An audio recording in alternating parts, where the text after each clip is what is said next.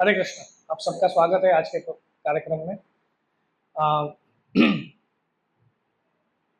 सबसे पहले तो जब मैं अंदर आया तो ये कराटे क्लास, तो मतलब एक्चुअली आप प्रभुपाद के ओल्ड लेक्चर सुन सकते हैं। उसमें आप प्रभुपाद लेक्चर दे रहे हैं और पीछे आपको हा हू ऐसे ऐसे आवाज आ रही है। तो अभी हम मतलब वहाँ उस लेवल तक परंपरा में आ रहे हैं।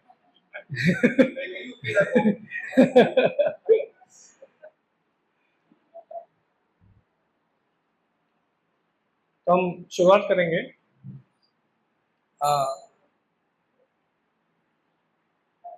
तो ये जो विषय है आज का, आ, मास्टर की, अपने आध्यात्मिक जीवन की या आध्यात्मिक सक्सेस, यश यश की, एक मास्टर की यानी गुरु के लिए इसको कहते हैं।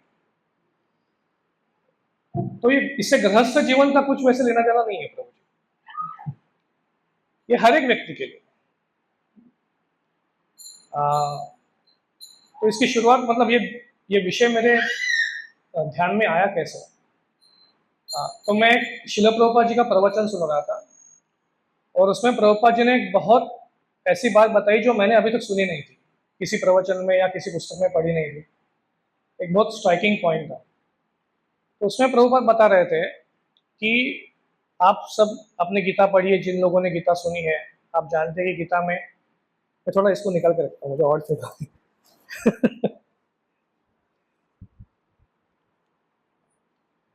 तो आप जानते हैं कि भगवत गीता में 18वें अध्याय में 66वां श्लोक है। कौन जानता है क्या श्लोक है? फेमस श्लोक है 18.66। सर्वधर्मान् परित्यज्य मामेकं शरणं व्रज अहं त्वां सर्व पापेभ्यो मोक्षयिष्यामि मा शुच। तो जो प्रभुपाद ने कहा वो मैं अभी कहूंगा, लेकिन उसके पीछे थोड़ी एक बैकग्राउंड, एक पार्श्वभूमि आप सुनो कि हमारे सनातन धर्म में ये कहीं पे ऐसा ये पद्धति नहीं है कि कोई आपको कहे कि तुम मेरे शरण में आ जाओ। ऐसे कोई कभी भी नहीं कहता। सनातन धर्म में आपके ऊपर छोड़ा जाता है, मैं आपको पूरा ज्ञान दे दूंगा, मैं आपको पूरी तरह से एक्सप्लेन करूंगा, फिर आप डिसाइड करो आपको क्या करना है, आपको शरण जाना है और क्या। और भगवत गीता का भी कुछ हद तक यही थीम है। यही इसी तरह से भगवत गीता में भी आप जानते हैं कि आखिर में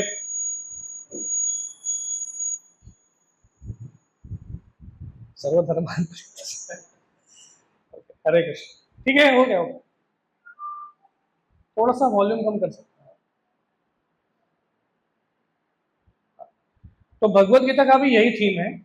आप जानते हैं कि एंड में भगवत गीता में, पूरी गीता होने के बाद भगवान कृष्ण कहते हैं विमृश्येतद् अशेषेण यदेच्छसि तथा कुरु। मैंने जो भी आपको बताया है अर्जुन, आप इसके ऊपर ध्यान पूर्वक विचार करो।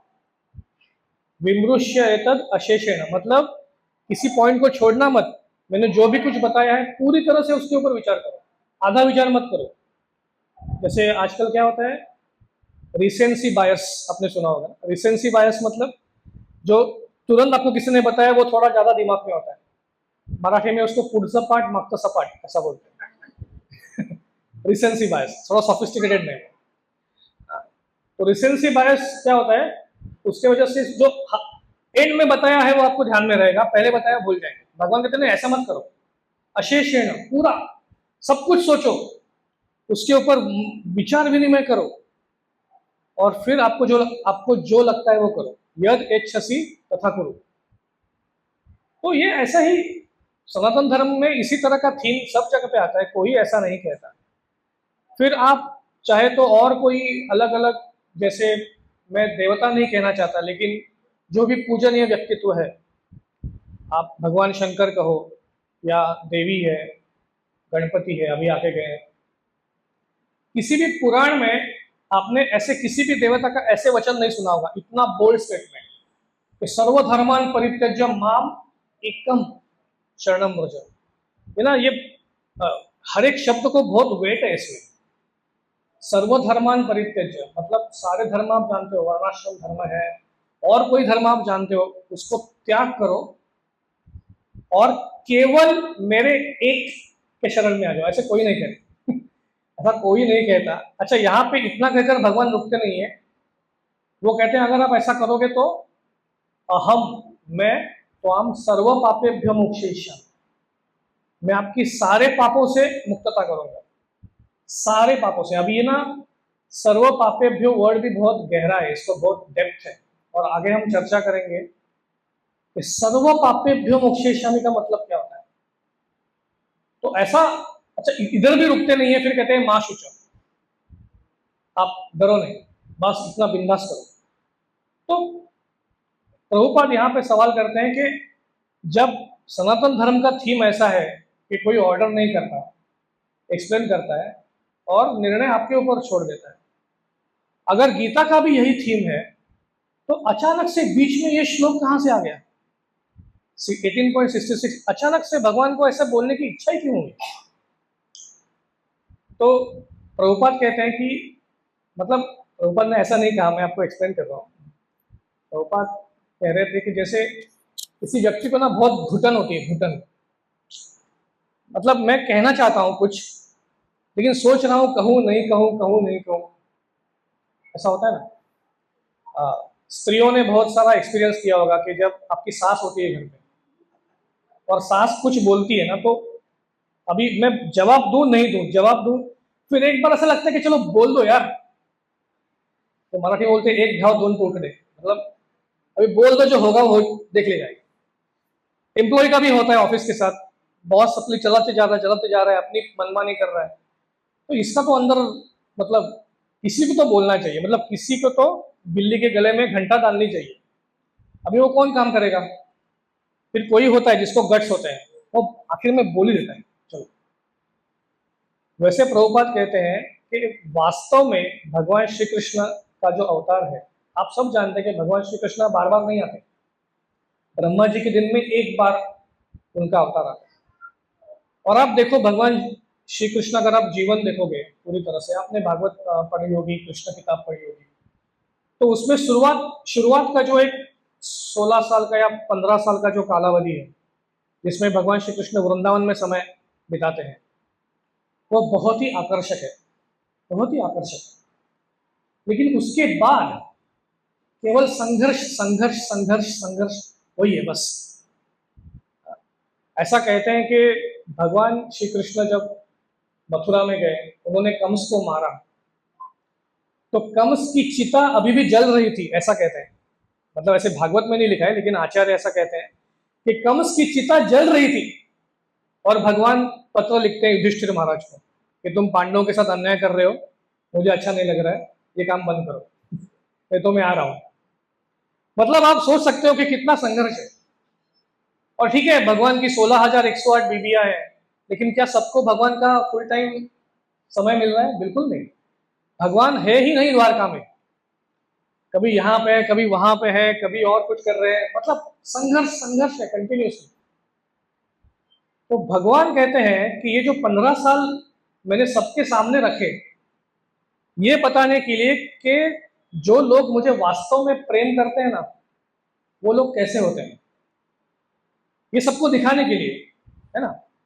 ये जो गोलोक वृंदावन, जो भगवान का गोलोक धाम है, उसमें लोग कैसे होते हैं, उनका कॉन्शियसनेस, जो प्रभुपाद कहते हैं कृष्ण कॉन्शियस, उनकी चेतना कैसी होती है, ये बताने के लिए वो लेकिन उससे बाद अगर आपको उसी तरह का प्रेम मेरे साथ करना है तो क्या करना पड़ेगा, ये बताने के लिए समय ही नहीं मिला। और अभी अंत में यहाँ पे कुरुक्षेत्र के रणांगन भूमि में खड़े हैं और पूरी गीता बताई, लेकिन अभी तक ये नहीं बताया कि मुझसे आप प्रेम कैसे कर सकते हो। तो वो ऐसा यहां तक आ गया, अभी बोलू नहीं बोलू, क्या सारे लोग समझ पाएंगे? नहीं समझ पाएंगे, चलो बोल ही देते हैं। तो बोल दिया, सर्वधर्मां परित्यज्य माम एकम शरणम व्रज, तो इसलिए यहाँ पे शब्द आया है। तो माम एकम शरणम स्थित, ऐसा भी बोल सकते थे कि मेरे शरण में आके स्थित हो जाओ, लेकिन शब्द का उपयोग किया है माम एकम शरणम व्रज। व्रज क्यों? क्योंकि व्रज धाम, उनको वृंदावन याद आ रहा है। तो कह रहे हैं कि जैसे वृंदावन के लोग मुझे शरण गए, वैसे आप शरण जाओ। और फिर कहते हैं अहम तवम सर्व पापेभ्यो मोक्षयिष्यामि। अभी ये सर्व पापेभ्यो मोक्षयिष्यामि भी क्या होता है, ये बोलने के लिए समय नहीं मिला, और सर्वधर्मान क्या होता है, ये बोलने के लिए भी समय नहीं मिला। तो सर्वधर्म मतलब क्या, मतलब मुसलमान, क्रिश्चियन, हिंदू, इसकी बात कर रहे हैं और किसी धर्म की बात कर रहे हैं? कुछ समझा नहीं, है ना? बोलने के लिए समय नहीं मिला क्योंकि युद्ध चल रहा है, पांडवों को स्थापित करना है। अभी आप एक थोड़ा स्लाइड साइड जा रहा हूँ लेक्चर में। आ, आप जानते हो कि पांडवों ने कितने साल तक राज्य किया युद्ध के बाद? जैसे रामचंद्र जी ने मेरे ख्याल से 26,000 साल राज्य किया। 26,000 साल, हाँ। मतलब सीता को त्याग करने के बाद भी 26,000 साल तक रामचंद्र अकेले थे, उन्होंने विवाह नहीं किया। तो काफी समय, मतलब तो राम राज्य का जो समय है ना वो काफी बड़ा है। और उस 26,000 साल में जब भी कोई यज्ञ होगा, अभी आप जानते हैं कि त्रेता युग का तो युग धर्म है कि यज्ञ करना है, और जब यज्ञ करता है तो राजा को अपनी पत्नी को साथ में लेना पड़ता है। तो रामचंद्र जी एक सोने की मूर्ति को बाजू में रखते थे सीता जी, और हर बार प्रजा आके देख रही है कि अरे ये क्या हो गया है, हमारी रानी कहाँ पे, उनकी मूर्ति वहां पे पड़ी है। तो प्रजा को बहुत दर्द होता था कि अरे नहीं, हमने ये किया ना, सही नहीं किया, हमने किसी एक धोबी के बहकावे में आकर बहुत सारी गलत गलत बातें कर दी, उसके लिए हमारे राजा को अपने पत्नी का त्याग करना पड़ा। ऐसे हर दिन जनता रोती थी फिर सारी जनताओं ने साथ में आकर एक निर्णय कर लिया कि अभी जब तक हम इस दुनिया में हैं, हम ऐसा एक भी कार्य नहीं करेंगे जिससे हमारे राजा को दर्द पहुंच सकता है। तो 26,000 साल तक अयोध्या के किसी भी वासी ने कोई भी एक गलत काम नहीं किया, मतलब टैक्स की चोरी नहीं की या किसी में डाका नहीं डाला या ऐसे कुछ भी नहीं किया जिससे राजा को दर्द हो। 26,000 साल। उसके बाद रामचंद्र जी का वैकुंठ में जाने का समय आ गया, तो सारी जनता उनके पास आ गई। तो रामचंद्र जी, हम यहाँ पे क्या करें, आप जा रहे हो वैकुंठ, हम भी आपके साथ आए। तो रामचंद्र जी ने याद किया कि इन्होंने 26,000 साल तक ऐसा एक भी कार्य नहीं किया है जो मुझे पसंद नहीं। तो रामचंद्र जी ने कहा ठीक है, चलो मेरे साथ। सारे के सारे अयोध्या से वैकुंठ में चले गए एक साथ। ये उनको करना पड़ा।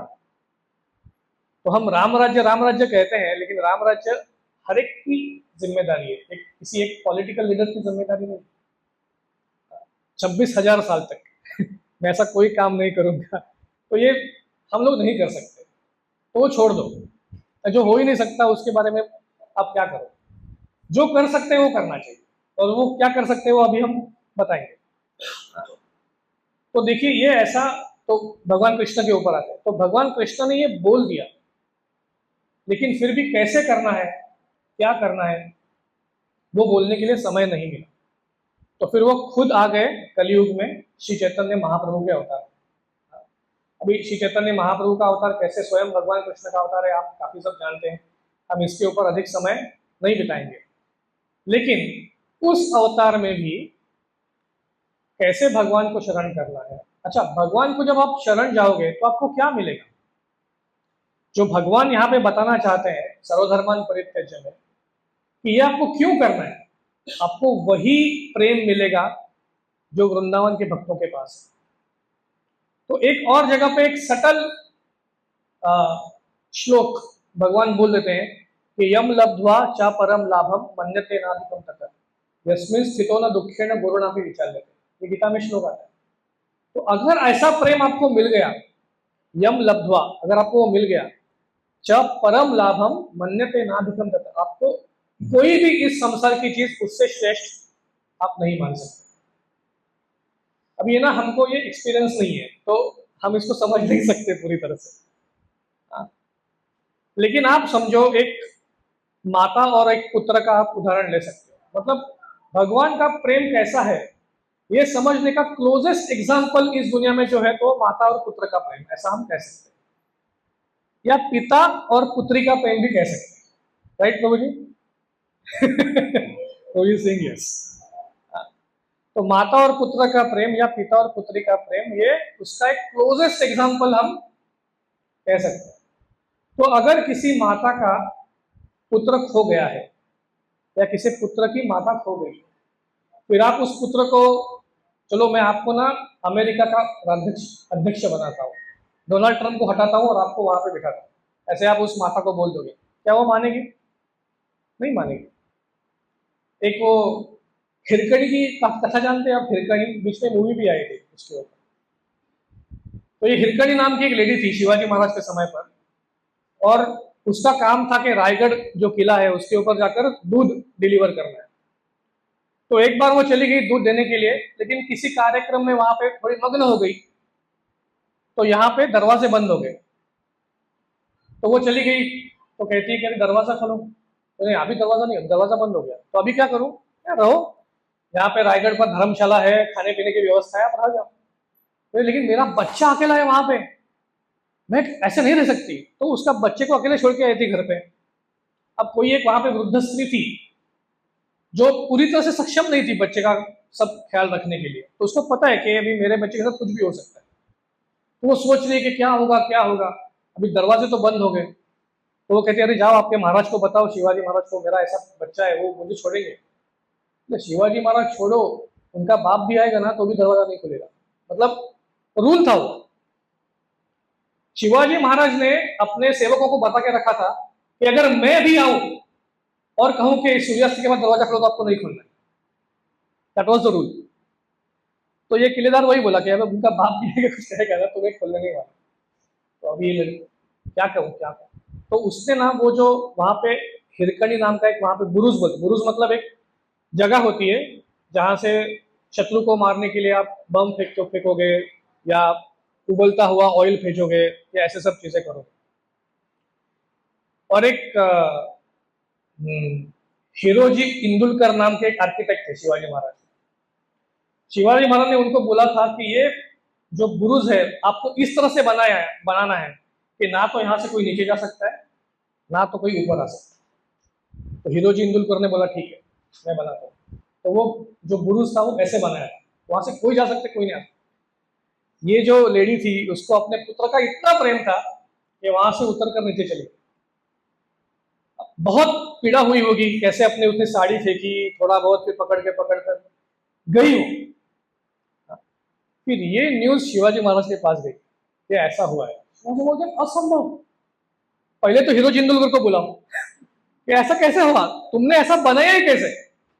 तो वो बोलते कि महाराज अभी माँ के प्रेम के सामने मेरा आर्किटेक्चर इज यूजलेस तो मैं क्या कर सकता हूँ। तो ये हो गया। तो फिर शिवाजी महाराज ने उसको बुलाया, हिरकणी को बुलाओ जहाँ पे भी है। तो वो आई, उसके हाथ गोदी में अपना बच्चा था। शिवाजी महाराज उसको लेके गए उधर तक, बोले कि मैंने ऐसे सुना है, अभी तक उनका विश्वास नहीं हो रहा है, बोल रहे मैंने ऐसे सुना है कि तुम यहां से नीचे उतर के गई थी। तो हाँ महाराज सही सुना है आपने। महाराज के ऐसे आंखें बड़ी हुई। शिवाजी महाराज कहते हैं आप सचमुच यहां से नीचे गई थी?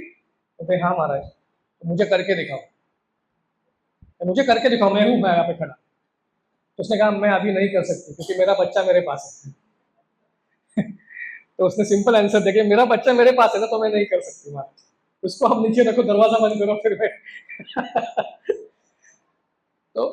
तो ये माँ का प्रेम है। तो ये जब तो भगवान का प्रेम, अभी ध्रुव महाराज के चैप्टर में नारद मुनि कहते हैं कि भगवान का प्रेम ऐसा है कि जो 100 माँ आपको प्रेम दे सकते नहीं है उतना प्रेम आपको भगवान से मिल सकता है। तो आप समझ सकते हो कि भगवान का प्रेम एक जीव के प्रति कितना हो सकता है। लेकिन वो प्रेम कैसा है, वह कैसा व्यक्त होता है, ये हमें समझना जरूरी है। तो इसके ऊपर हम आएंगे, लेकिन एक छोटा सा उदाहरण देता हूं कि भगवान कृष्ण की एक विशेष ट्रेट है, उनकी एक इनका एक गुण है कि जो आपके लिए बेनिफिशियल है ना वो स्वीकार करते हैं। यानी कि अगर समझो आप किसी के साथ बात कर रहे हो, कभी कभी अपने मित्रों में भी देखा होगा कि कोई थोड़ा सा लेग पुलिंग वगैरह होता है, देखा आपने, मित्र सब साथ में आते हैं तो कोई टांग खींचता है किसी को, और तो कभी कभी बंदे को बुरा लग जाता है और सचमुच बुरा मान जाता है, फिर किसी के साथ बात नहीं करता, फिर सारे मित्र जाके कहते हैं कि भैया हमारा इंटेंशन ये नहीं था, आपको हम तो ऐसे ही आपको मजाक कर रहे थे, और उसको समझाने के लिए काफी दिन जाते हैं, है ना। तो उस बंदे ने क्या ले लिया, अपने शब्द ले लिए, आपका इंटेंशन था, वो लेने में वो सक्षम नहीं था। लेकिन भगवान ऐसे नहीं है। भगवान के साथ आप कुछ भी करो, जो आपके लिए फायदेमंद है ना वो लेते हैं, उनके लिए फायदेमंद है कि नहीं जरूरत नहीं। जैसे पूतना भगवान को मारने के लिए गई थी, ठीक है, और किया क्या उसने? उसने भगवान को अपना दूध पिलाया, अर्थात वो दूध नहीं था, वहां पे जहर था, लेकिन क्योंकि भगवान का चेहरा इतना मधुर है, इतना माधुर्य है उनके चेहरे में, तो जैसे पूतना ने, आखिर में वो भी एक स्त्री है, जैसे पूतना ने उनको हाथ में लिया, उनके स्तन में वास्तव में थोड़ा सा दूध आ गया। तो जब भगवान ने पिया ना, तो उन्होंने उसका दूध भी पिया और साथ साथ में जहर भी पिया। तो अभी पूतना का इंटेंशन क्या है? इंटेंशन है भगवान को मारना। उसने कार्य क्या किया? भगवान को दूध पिलाया। तो भगवान ने क्या एक्सेप्ट किया? इंटेंशन एक्सेप्ट नहीं किया, उन्होंने उनका कार्य एक्सेप्ट किया। अभी भीष्म पितामह भगवान को मार रहे वहां पे, उनका इंटेंशन क्या है? उनका इंटेंशन है भगवान को ग्लोरीफाई करना, कि देखो ये भगवान अगर कहते हैं न मैं भक्त प्रणश्यति, गीता में अगर कह रहे हैं कि मेरा भक्त का नाश नहीं होगा, तो क्या स्वयं अपने वचन के ऊपर उतर रहे हैं कि नहीं उतर रहे? तो भीष्म ने ऐसे, मतलब अर्जुन की ऐसी हालत कर दी कि अभी अर्जुन मर ही जाने वाला था, तो भगवान ने उठा लिया चक्र। तो भगवान को मार रहे हैं, लेकिन इंटेंशन क्या है? ग्लोरीफाई करना। तो भगवान ने क्या एक्सेप्ट किया? उनकी मार एक्सेप्ट नहीं की, इंटेंशन एक्सेप्ट। तो भगवान वो एक्सेप्ट करेंगे जो आपका फायदेमंद है। अभी ऐसा कोई व्यक्ति हो सकता है, अभी ये जो एक्सेप्ट करने का तरीका है वो किस हद तक जा सकता है? तो ये अभी मेरे गुरु बंधु है अच्युत गोविंद प्रभु, भागवतम के ऊपर चर्चा हो रही थी, तो बता रहे थे, उन्होंने कहा कि आपने भागवतम का 6वां स्कंद पढ़ा होगा, तो उसमें अजामिल की कहानी आती है। आपने इस प्रवचन में भी, इस प्रोग्राम में काफी बार वो कहानी सुनी होगी। तो जब अजामिल ने अपने पुत्र को बुलाया नारायण, तो भगवान श्री विष्णु ने विष्णुदूत भेजे। अभी इसमें कुछ संदेह है कि वो अपने पुत्र को बुला रहा है? कोई संदेह नहीं, अजामिल अपने पुत्र को ही बुला रहा था नारायण करके। फिर भगवान श्री विष्णु को विष्णुदूत भेजने की जरूरत ही क्या है? परमात्मा के रूप में भगवान सबके हृदय में बैठे हैं, भगवान परमात्मा के रूप में जानते हैं कि इसके मन में कोई भक्ति नहीं है, कोई भक्तिभाव नहीं है, ना तो उसको कोई इंटरेस्ट है भगवान को बुलाने में, वो अपने बच्चे को बुला रहा है, फिर भी भगवान ने विष्णुदूत क्यों भेजा? तो आचार्य जो है, मतलब शायद विश्वनाथ ठाकुर ही कहते हैं, वो कहते हैं क्योंकि वो बेटा उनके लिए बहुत प्रिय था, सबसे छोटा था ना, तो बहुत प्रिय था उनका। तो जब प्रिय बेटा होता है तो उसको जब बुलाते हैं ना, तो बहुत प्रेम से बुलाते हैं। तो अजामिल ने 3 चीजें की, एक तो नारायण ऐसे बुलाया, अपने बेटे को बुलाया, और तीसरा प्रेम से बुलाया। अभी भगवान श्री कृष्ण ने इसमें बेटे को बुलाया, इसको इग्नोर कर दिया, 2 ही चीजों को पकड़ा, नारायण बुलाया, प्रेम से बुलाया, भेज दो। कितना दयालु कोई हो सकता है? इतना दयालु कोई नहीं हो सकता। इसलिए दीन दयाल भगवान को कहते हैं कि कृष्णा इज सो मर्सीफुल। तो अगर आप सुबह उठकर जप कर रहे हो, आपको क्या लग रहा है मन में? आपको लग रहा है कि यार आज फिर से उठ के मुझे जप करना है, आपका इंटेंशन ये है, लेकिन कार्य क्या है? कार्य है जप करना। अभी आप उसमें छोटा सा एक एलिमेंट डाल दो, वो है अफेक्शन, प्रेम। भगवान के प्रति प्रेम नहीं है, लेकिन डाल दो ना, क्या फर्क पड़ता है? अभी ले ही रहे हो बैठ के, तो प्रेम से ले लो। तो फिर भगवान क्या सोचेंगे? अरे ये तो आपने गुरु को प्रॉमिस किया ना इनिशिएशन में, वहां पे बैठ करके मैं 16 माला जप करूंगा इसलिए जप कर रहा है। नहीं, ऐसा नहीं सोचेंगे। वो कह देंगे जप कर रहा है और प्रेम से कर रहा है, तो मैं जाता हूँ, तो मैं जाता हूँ। और जब भगवान आते हैं ना, जब भगवान आपके जीवा पर प्रकट होते हैं हरि नाम के स्वरूप में, तो आप उसका अनुभव कर सकते हैं। तो प्रभुपाद को भी एक बार एक भक्त ने, प्रभुपाद ने भक्तों को पूछा था कि आप कैसे जान सकते हो कि भगवान श्री कृष्ण पूर्ण पुरुषोत्तम भगवान है, कि कृष्ण ही पूर्ण पुरुषोत्तम भगवान है, आप कैसे जान सकते हो? तो किसी ने कहा कि प्रभुपाद क्योंकि आपने बताया। प्रभुपाद कहा मैं तो बूढ़ा आदमी हूँ, मैं तो कुछ भी कहते रहता हूँ। फिर उन्होंने कहा कि शास्त्र में दिया है, भगवान शास्त्र में कहते हैं कि मैं भगवान हूँ। तो है शास्त्र में तो अलग, शास्त्र में अलग अलग लिखा हुआ है।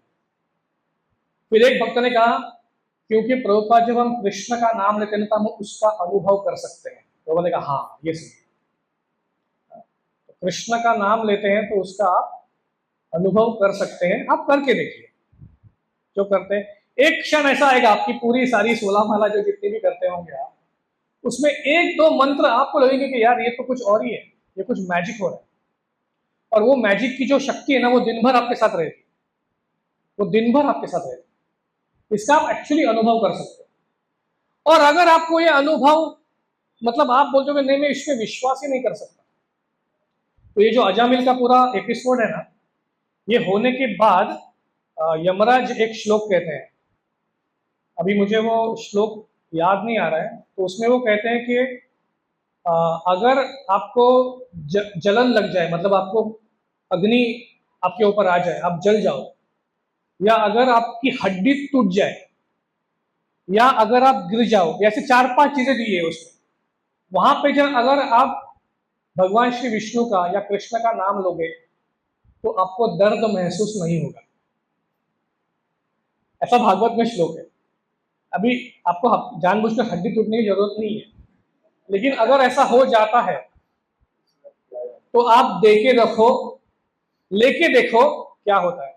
मेरा एक बहुत मित्र है, भक्त ही है वो, आप जानते भी होंगे कोई लोग इसमें से, राजेंद्र किशोर करके, अभी बहुत सारी वृंदावन में सेवा भी करते हैं, मेरी ही कंपनी में काम करते हैं, अच्छे हुद्दे पर है, असिस्टेंट वाइस प्रेसिडेंट है वो भी स्वयं। और एक एक गौशाला चलाते हैं वृंदावन में, जहाँ पे जो गाय, ऐसी गाय है जिनको लोग ऐसे ही भेज देते हैं रास्ते पे मारने के लिए, छोड़ देते हैं। या आप विश्वास नहीं करोगे, वृंदावन में कभी कभी जो सब्जी बेचने वाले या दुकानदार ऐसे होते हैं, गाय आती है और उसमें अपना मुंह डालती है, तो ताकि गाय वापिस ना आए उसके लिए एसिड फेंकते हैं गाय के ऊपर, जली हुए ऐसे ये होते हैं। तो ये कह रहा था मेरा मित्र कि ऐसे कैसे लोग हो सकते हैं, और वृंदावन में ऐसे लोग कैसे हो सकते हैं, तो मुझे विश्वास नहीं होता। मतलब आप किसी को इस तरह से दूर करो कि वो वापस कभी ना आए, है ना। ऐसा जैसे बार बार आपके घर में अगर कोई पंछी घोंसला कर रहे हैं, तो ऐसा कहते हैं कि उस घोंसले को निकालो और उसके सामने जला दो, तो वापस वो पंछी नहीं आएगा तब। लेकिन ऐसा हम नहीं करते ना, ऐसा वही कर सकते हैं, आप कर सकते हो ऐसा, ऐसे घोंसले को निकाल कर उस पंछी के सामने जला दो, नहीं कर सकते। लेकिन अगर ऐसा कोई करता है तो वो पंछी वापस नहीं आए, तो बस इसके लिए ऐसा करते हैं। तो ये इन गायों को प्रोटेक्शन देते हैं, उनको संभालते हैं। काफी सारी गाय है वो वहां पे एडमिट हो जाती है और फिर वहीं पे मर जाती है, तो बहुत अच्छे से काम कर रहे हैं वो, बहुत अच्छा काम कर रहे हैं। तो ये अभी सॉरी टॉपिक डाइवर्ट हो गया। तो ये जब यहाँ पे मेरी एक कंपनी में काम करते थे, तो उनका एक बार एक डंपर के साथ एक्सीडेंट हुआ था। वो बाइक पे चल रहे थे और डंपर उनको डैश करके चला गया, आप सोच सकते हो। और वो ऐसा मतलब जो अपना ये है ना कांजूर मार्ग के यहाँ पे वो जो ब्रिज है, मतलब कांजूर मार्ग के कांजूर वो भांडुप से पहले जहाँ से आप उतर कर जो जहाँ पे अपना जोगेश्वरी रोड एंड होता है, वो ब्रिज ऐसे आप क्रॉस करके फिर ईस्टर्न एक्सप्रेस हाईवे के पास आके मिलते हो, उस ब्रिज के ऊपर। और ये बंदा ऐसे फेंक दिया गया ऊपर, और ब्रिज का जो बॉर्डर है उसके ऊपर इम्पैक्ट हो गया उसको, मतलब नहीं तो नीचे ही गिरता था वो, नीचे रेलवे लाइन है फिर तो उसके ऊपर गिर गया वो, और वहीं पे बेहोश था। तो किसी लेडी को दिखाई दिया कि ये ऐसा यहाँ पे पड़ा है, तो कोई रुकने के लिए भी तैयार नहीं है, देखो वहां पे। तो उस लेडी ने उसको उठाया और एक हॉस्पिटल में लेके गई, और उसको होश आने तक वो वहां पे रुकी थी। तो फिर उसको होश आया, तो फिर उसने बोला कि आप कौन हो वगैरह, तो उसने फिर अपनी कृतज्ञता जताई उससे, उनसे बोला रियली थैंक यू, आपने मुझे मतलब मेरी जान बचाई, नहीं तो मेरा क्या होता था। उस समय में उसकी शादी भी नहीं हुई थी। तो फिर उसने पूछा कि लेकिन आप, मेरी आंख खुलने तक यहाँ पे क्यों रुकी? तो उस लेडी ने कहा कि मुझे आपसे पूछना था कि आप क्या करते हो आपके जीवन में। तो नहीं, मैं तो कंपनी में नौकरी करता हूँ। उस समय पे नोमुरा नाम की कंपनी थी वहाँ पे, अभी भी है शायद। तो वहाँ पे काम करता हूँ। तो फिर तो बस तो ये वहाँ पे जा रहा था। नहीं नहीं नहीं नहीं, और क्या करते हो? और तो कुछ नहीं करता। तो बोले जब तक आप बेहोश थे ना, आपके मुंह से ये हरे कृष्णा कृष्णा कृष्णा राम ऐसे कुछ शब्द आ रहे थे पूरी बेहोश अवस्था में। तो मुझे पता नहीं, तो ये जानना है कि ये आप क्या बोल रहे थे। तो वो बोला था मुझे भी नहीं पता कि मैं ऐसे कर रहा था। तो ये एक नेचुरल इंस्टिंक्ट की तरह पे उसके मुंह में आ गया, जिससे वो जो पूरा पेन है ना, उस पेन को वो फाइट कर रहा था। उसको भी समझ में नहीं आ रहा है, लेकिन उस पेन को वो फाइट कर रहा था। और ये है पावर। मेरा और एक फ्रेंड है चारू चंद्र करके, हम लोग बरसाना में गए थे। और बरसाना में सेवा करते समय अ, ऐसे खिड़की में हाथ रखते ना लोग, ऐसे उसने हाथ रखा था। और अचानक से वो बंदे ने रिवर्स ले ली गाड़ी। तो पीछे इलेक्ट्रिक पोल था, तो उसके ऊपर खटक के ऐसा हाथ हो गया, उसका फ्रैक्चर हो गया यहाँ पे। तो ये बोन फ्रैक्चर हो गया। हाँ? अभी ये हुआ है वृंदावन में, तो उसको मथुरा लेके गए। मथुरा में उन लोगों ने बोला नहीं है यस, हम हैंडल नहीं कर सकते, दिल्ली लेके जाओ। वहां से दिल्ली लेके गए। तो ये बंदा बोलता है कि नहीं, मुझे दिल्ली में ट्रीटमेंट नहीं लेना है, मुझे दिल्ली के लोग पसंद नहीं है। अभी जो भी है, आप में से कोई होगा तो प्लीज बुरा मत मानो। तो इसके दिमाग में ऐसा कुछ था कि भाई दिल्ली मतलब ना लोग उल्लू बनाते हैं। बोलते नहीं, मैं तो मुंबई में जाऊंगा, मुझे भक्तिवेदांत हॉस्पिटल में एडमिट करो। तो आप सोचो ये हड्डी टूटी हुई है, उसमें वो यहाँ पे यहाँ जा रहा है, वहां से वहां जा रहा है, फिर दिल्ली से मुंबई आ रहा है, लेकिन कॉन्स्टेंटली ही was chanting the name of Krishna, Hare Krishna Hare Krishna Krishna Krishna Hare. तो वो पेन सहन करने की शक्ति आ रही थी। तो ये वास्तव में है, ये अगर भागवत में श्लोक लिखा है और लिखा है कि हड्डी टूटी है, तो ऐसा भी लिखा हुआ है, सम अस्थि भंग वगैरह ऐसा कुछ वर्ड है वहां, तो आप देख सकते हैं। तो ये है, तो ये काम करता है। तो देखो कि भगवान कितने दयालु है। चाहे हमारा वो क्वालिफिकेशन नहीं है, हमारा किसी का भी क्वालिफिकेशन नहीं है कि हम भगवान के नाम का ऐसा अनुभव भी करें, हमारी उतनी पात्रता ही नहीं है। लेकिन क्योंकि वो दयालु है और वो चाहते हैं कि हमारे साथ ऐसा हो, बस तो इसलिए हो रहा है। तो एक कोई गाना भी आता है ना आजकल कि काम तुम कर रहे हो कन्हैया, नाम मेरा हो रहा है, समथिंग रील आता है आजकल, तो मेरे को याद नहीं हो क्या है।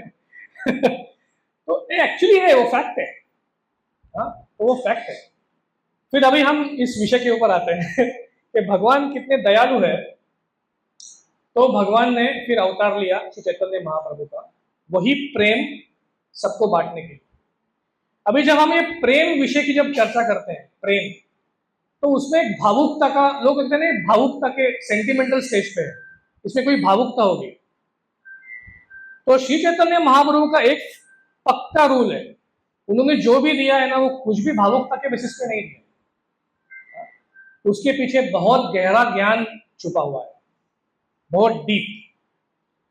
और चैतन्य महाप्रभु ने कृष्ण प्रेम ये साइंटिफिकली या फिलोसॉफिकली या किसी तत्व के आधार पर कैसे एस्टेब्लिश किया है या कैसे स्थापित किया है, अगर आपको देखना है तो प्रभुपाद कहते हैं कि हमने एक किताब ली है जिसका नाम है श्री कृष्ण शिक्षामृत।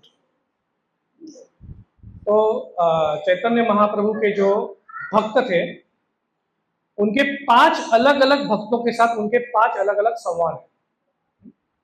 सबसे पहला संवाद उनका है सार्वभौम भट्टाचार्य के साथ, दूसरा संवाद है रामानंद राय के साथ, तीसरा संवाद है सनातन गोस्वामी के साथ, चौथा संवाद है रूप गोस्वामी के साथ, और 5वां संवाद है प्रकाशानंद सरस्वती के साथ। ये 5 संवाद जो उन्होंने किए हैं वो ये श्री कृष्ण शिक्षामृत में दिए हैं। हम आज उनका जो रामानंद राय के साथ जो संवाद हुआ है उसके ऊपर चर्चा करेंगे, और उसके द्वारा हम इस विषय के ऊपर आएंगे कि मास्टर की क्या है। अभी तक मैंने जितना लिखा वो केवल पार्श्वभूमि थी, अभी हम थोड़ा मूल जो विषय है आज के प्रवचन का, उसमें हम उसके ऊपर चर्चा करेंगे। तो ये रामानंद राय करके एक जो भक्त थे, सार्वभौम भट्टाचार्य उनको कहते हैं कि जब आप दक्षिण भारत में जाओगे ना, तो आप रामानंद राय से जरूर मिलना, वो एक बहुत बड़े भक्त है। मैं उनका पहले मजाक करता था, मुझे लगता था कि वो ऐसे ही भावुक भक्त है, लेकिन अभी मुझे पता चल रहा है कि वो वास्तव में बहुत अच्छे भक्त है, तो आप उनसे मिलना चाहते। चैतन्य महाप्रभु आए जब दक्षिण भारत में, तब रामानंद राय का एक संवाद हुआ। अभी वो पूरी स्टोरी में हम नहीं जाएंगे, उस सिर्फ संवाद में जाएंगे। उस संवाद कितना सुंदर है आप देखो। अभी भगवत गीता में कृष्ण है और अर्जुन है, और अधिकतर प्रश्न जो है वो अर्जुन ही कर रहे हैं। भगवान श्री कृष्ण कुछ प्रश्न नहीं पूछते, वो सिर्फ उत्तर दे रहे हैं, और भगवान श्री कृष्ण उत्तर दे रहे हैं, तो अर्जुन सवाल पूछ रहे हैं। अभी जब कलयुग में जैसे चैतन्य महाप्रभु, भगवान श्री कृष्ण चैतन्य महाप्रभु का अवतार लिए है, वैसे अर्जुन भी एक व्यक्ति का अवतार लेता है जो है रामानंद राय। लेकिन यहाँ पे इस संवाद में श्री चैतन्य महाप्रभु सवाल पूछ रहे हैं और रामानंद राय उत्तर दे रहे हैं। अभी यहाँ पे भगवान की इच्छा है कि अर्जुन तुम बोलो, अभी तुमको क्या समझा है। मैंने गीता सुनाई ना तुमको, अभी तुम्हारी परीक्षा है, एग्जाम। तो एक थोड़ा सा एक मुझे अच्छा लगता है कि एक्चुअल जो सच्चा एग्जाम होता है ना, वो हमेशा सरप्राइज एग्जाम ही होता है। अगर आपने बोला कि कल आपकी एग्जाम है, तो वो कोई एग्जाम नहीं है, उसको एग्जाम कहते ही नहीं। तो कहीं ना कहीं हमको, अगर हम कहते हैं ना कि एजुकेशनल रिफॉर्म, तो सबसे पहला रिफॉर्म तो ये लेके आओ। क्योंकि आपने काफी सारे स्टोरीज में पढ़ा होगा, बचपन में पढ़ा होगा कि इसने इसकी परीक्षा ली, तो क्या पहले इन्फॉर्म किया था कि कल परीक्षा ले रहा हूं? नहीं, सरप्राइज। उसको, विद्यार्थी को पता भी नहीं चलता कि मेरी परीक्षा होगी, या वो पास हुआ या फेल हुआ ये भी पता नहीं चलता, कितने मार्क मिले ये भी पता नहीं चलता। ऐसी परीक्षा होनी चाहिए। तो शिक्षक को अपना विद्यार्थी इतना अच्छे से पता होना चाहिए। इसलिए ना एक नियम है कि आपके नीचे सिखाने के लिए 12 से ज्यादा लोग नहीं होने चाहिए। कितने लोग होने चाहिए? बस। अभी कैसा होता है स्कूल में, कितने लोग होते हैं? 60, 5 टाइम्स मोर। कैसे शिक्षक को पता चलेगा कौन सा बच्चा कौन से लेवल पे क्या कर रहा है? कोई भी ह्यूमन बीइंग 12 से ज्यादा लोगों को हैंडल नहीं कर सकता। और आई वॉज शॉक्ड कि हमारे कंपनी में भी ये रूल है कि 15 से ज्यादा एम्प्लॉय तुम्हारे नीचे नहीं हो सकते। अभी 12 नहीं है नंबर, थोड़ा बढ़ा दिया उन्होंने, लेकिन 15 से ज्यादा अगर एम्प्लॉय आपके नीचे है ना, तो आपको रेड फ्लैग लगता है सिस्टम में। There are more than 15 people reporting to you, so you are in a wrong position. यानी आप गलत उपयोग कर सकते हो आपके पोजीशन का। तो they should not be more than. तो ये 12 का रूल है। तो यहाँ तो ये, तो अभी यहाँ पे परीक्षा ले रहे हैं, श्री कृष्ण चैतन्य महाप्रभु परीक्षा ले रहे हैं। तो सबसे पहले पूछते हैं यहाँ पे रामानंद राय को कि मुझे बताओ कि जीवन का लक्ष्य क्या होना चाहिए। मनुष्य जीवन का लक्ष्य, अभी हम अथा तो ब्रह्म जिज्ञासा, आपने सुना होगा ये काफी बार। अथा, अथ और अतः मीन्स, अथ मतलब अभी, अथ मतलब इसलिए, अभी इसलिए ब्रह्म जिज्ञासा करो। ऐसा अभी इसलिए, तो अभी और इसलिए का क्या मतलब है कि अभी ताकि आपको ये मनुष्य जन्म मिला है, और इसलिए कि आपको मनुष्य जन्म मिला है तो आप ब्रह्म जिज्ञासा करो। नहीं तो ऐसा जन्म मिल जाएगा जिसमें आप ब्रह्म जिज्ञासा नहीं कर सकते। तो इसलिए अभी, और मनुष्य जन्म है तो उसको स्पेशल व्हीकल है। मतलब आप ना अगर किसी व्यक्ति को पूछोगे कि आपका यूनिक सेलिंग पॉइंट क्या है, एक किसी ह्यूमन बीइंग को पूछोगे as a human being what is your unique selling point, तो वो है ब्रह्म जिज्ञासा, कि मैं भगवान को समझ सकता हूँ। आप चाहिए तो यहाँ पे किसी कुत्ते को, पेट डॉग को लेके आ जाओ, वो बोर हो जाएगा। मतलब उसको कुछ पड़ी नहीं है कि मैं क्या बोल रहा हूँ। अगर मैं कीर्तन भी कर रहा हूँ ना, तो वो ऐसे नाच सकता है वैसे कीर्तन में, आपको सबको देख के में भी, लेकिन वो सुनेगा नहीं, ब्रह्म जिज्ञासा नहीं कर सकता। चाहे वो कितना भी अच्छा कुत्ता, कौन सा क्या उसको, हस्की, चाहे वो हस्की लेके आओ या और कोई मतलब मुझे इसमें पता नहीं है, गोल्डन रिट्रीवर या जो भी है लेके आ जाओ, वो नहीं कर पाएगा। चाहे कितनी भी अच्छी नस्ल हो, वो नहीं कर सकता ब्रह्म जिज्ञासा। चलो आपको लगता है कि गाय को लेके आए, एक गाय भी ब्रह्म जिज्ञासा नहीं कर सकती।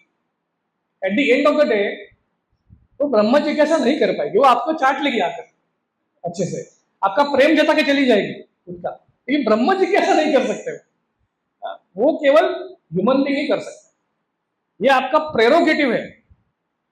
तो इसीलिए अगर आपको मनुष्य जन्म मिला है और हम ब्रह्म जिज्ञासा नहीं कर रहे हैं, हम भगवान को नहीं समझ रहे हैं, तो जैसे नरोत्तम दास ठाकुर जी ने कहा, मनुष्य जन्म पाइया राधा कृष्ण नाम भजिया जानिया सुनिया विष खाई, मतलब जानबूझ के विष खाने के समान।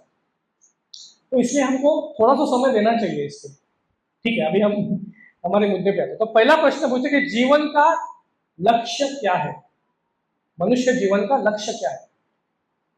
तो सबसे पहले रामानंद राय कहते हैं कि जीवन का लक्ष्य है कि वर्णाश्रम धर्म का आचरण करना चाहिए। हमें सबको वर्णाश्रम धर्म का आचरण करना चाहिए। तो एक विष्णु पुराण का श्लोक भी कोट करते हैं, वर्णाश्रमाचारवता पुरुषेण परः पुमान विष्णु और आराध्यते पंथा नान्यत तत्तोषकार। मतलब अगर विष्णु एक चीज से प्रसन्न हो सकते हैं, क्या है, अगर आप वर्णाश्रम धर्म का पालन करो तो। चैतन्य महाप्रभु सुन के कहते हैं कि नहीं नहीं ये आप बहुत बाह्य स्वरूपी बात कर रहे हो, एहो बाह्य, थोड़ा और डीप में जाओ। तो ऐसा ये क्यों कहते हैं, वर्णाश्रम धर्म का पालन करना क्या प्रॉब्लम है। प्रभुपाद तात्पर्य में लिखते हैं, प्रभुपाद लिखते हैं कि अभी आपको लगता होगा कि वर्णाश्रम धर्म जैसे ब्राह्मण क्षत्रिय वैश्य शूद्र ऐसा हम कुछ नहीं करते, मतलब मैं ऐसा नहीं कह सकता कि भाई आप ब्राह्मण हो आप शूद्र हो, ऐसा कुछ नहीं है। लेकिन क्या हमारी सामाजिक व्यवस्था अपने आप से ही उस मॉडल को फॉलो नहीं कर रही है। क्या ऐसे कोई लोग नहीं है जिनको हम आजकल थिंक टैंक कहते हैं कि ये हमारे कंपनी के थिंक टैंक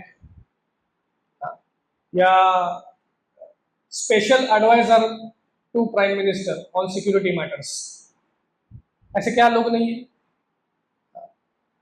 ये ब्राह्मण लोग हैं, चाहे उनका जन्म किसी भी कुल में हुआ हो, लेकिन ये वही काम कर रहे हैं जो ब्राह्मण करते थे। तो अपने वर्ण से, जाति से नहीं, अपने वर्ण से वो ब्राह्मण है। वर्ण मतलब क्या, जो आपका प्रोफेशन है, जो आपका पेशा है, वो आपका वर्ण है, जिसमें भगवान ने आपको ढचा है। वर्ण मतलब क्या, कपड़े वगैरह, पर्सनालिटी। तो फिर आजकल लोग पर्सनालिटी टाइप्स की एनालिसिस करते हैं कि आपकी पर्सनालिटी ये मेलैंकोली है या कॉलरिक है या सैंग्विन है, ये आपने सुना होगा पर्सनल। तो किसी ना किसी प्रकार से ये मॉडल फॉलो हो रहा है, लेकिन हो तो रहा है। तो रामानंद राय कह रहा है कि अगर एक व्यक्ति ऐसा काम करता है जिसको भगवान ने उसको बनाया है जिसके लिए, तो उससे वो भगवान को संतुष्ट कर सकता है। समझ रहे आप। जैसे आजकल ना एक बहुत बड़ा ट्रेंड है कि मेरे बच्चे को मुझे लीडर बनाना है। ये क्यों आ गया, मतलब क्या हर एक बच्चा लीडर ही बनना चाहिए, तो फॉलोअर कौन बनेगा फिर। मतलब आप सोचो एक क्लास में सारे लीडर्स है तो केओस हो जाएगा, यहाँ पे कोई किसी की बात नहीं सुनेगा।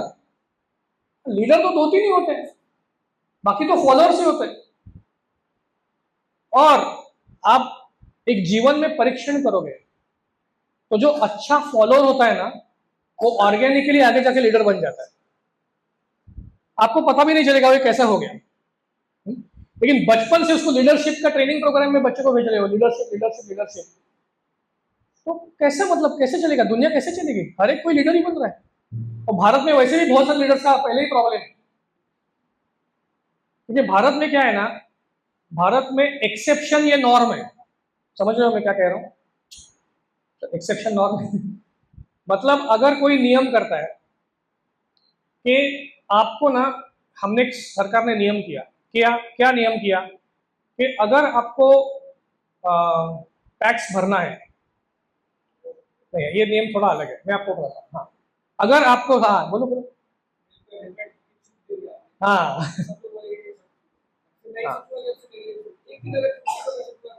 नहीं, ऐसा नहीं। अगर मैंने हेलमेट नहीं पहना तो क्या हो सकता है, पुलिस मुझे पकड़ सकता है। पुलिस कितने में मान जाएगा, 1500 में मान जाएगा, या जो भी है 50 में मान जाएगा, या 500 में मान जाएगा। तो लोग हेलमेट पहनने से अलावा 500 रुपया रखना पसंद करेंगे। तो एक्सेप्शन नॉर्म बन जाता है। मतलब सिस्टम को सरकमवेंट कैसे करना, ये एक अपनी आप से सिस्टम बन जाती है। समझ रहे मैं क्या कह रहा हूँ, जुगाड़ कहते हैं उसको। तो जैसे आप वृंदावन में जाओगे ना, तो वृंदावन में वहां पे ऐसा एक वो व्हीकल पहले होता था जिसको बॉडी ट्रैक्टर की है, उसमें मशीन मोटरसाइकिल का लगाया है और पीछे बैलगाड़ी है उसके, उसको जुगाड़ कहते हैं वो लोग। वो व्हीकल का नाम ही जुगाड़ है। अभी उसको भी नंबर आता है, रजिस्ट्रेशन नंबर। तो जो जुगाड़ था ना वो भी सिस्टम बन गई है। तो ये मतलब ये इंडिया का स्पेशलिटी है। क्यों? क्योंकि सब लोग लीडर है वैसे ही पहले।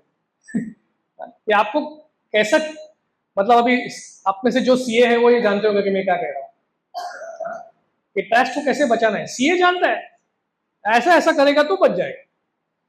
और ये यही तरीका है।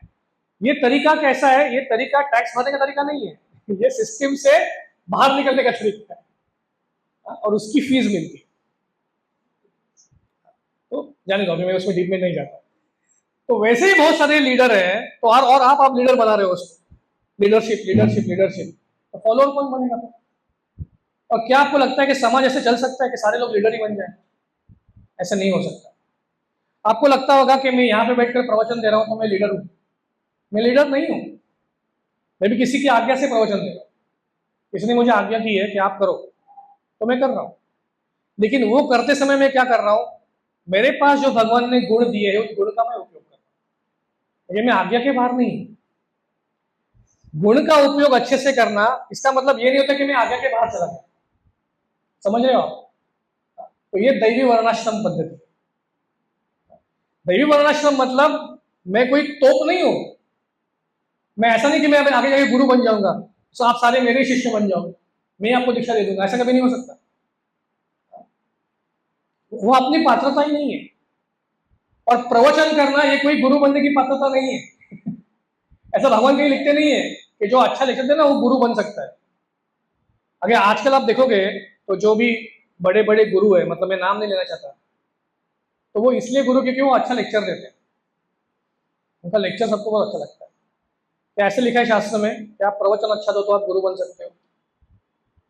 चैतन्य महाप्रभु कहते हैं यही कृष्ण तत्ववेत्ता से ही गुरु है।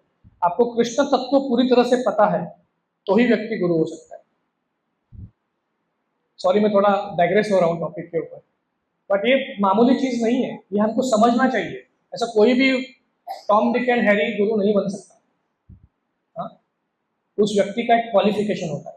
अगर उस क्वालिफिकेशन को आप देख सकते हो आपके जीवन में कि हाँ ये व्यक्ति में वो मटेरियल है, इसका ये क्वालिफिकेशन है, इसकी अनेक तरह की परीक्षाएं हो चुकी है जीवन में, फिर भी ये अपने भक्ति से कभी दूर नहीं गया, अपने भक्ति पर टिका रहा।